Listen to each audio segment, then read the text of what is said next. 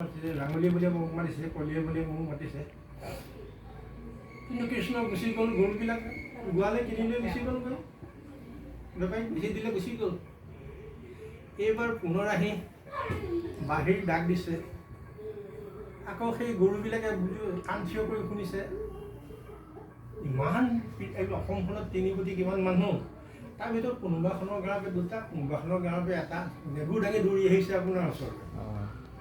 আৰু ইয়াত আহি দেখিছে গৰুৰ যিটো স্বভাৱ, ইটোৱে সিটো শুঙে, সিটোৱে সিটো শুঙে, হয় বোলে আগৰকেইটাই। এতিয়া আপুনি যিটো দেখাইছে প্ৰভু, ইজনে সিজনৰ চৰণত ধৰি শুঙিছে বোলে সেইকেইটাই আগৰকেইটাই, ইজনে সিজনৰ চৰণত ধৰি শুঙিছে বোলে সেইকেইটাই আগৰকেইটাই। এনেধৰণৰ গুৰুজনৰ লগত বহুত ধেমালি ফূৰ্তি কৰিছিলোঁ। মনৰ সকলো সংশয় ছেদ কৰি মই গুৰুজনাক সুধি লৈছোঁ। কোনো এটা গুৰুজনা যিমানখিনি কৰ্ম দেখাই দি থৈ গ'ল, কোনো এটা মই নুসুধিবলৈ বাকী নাই।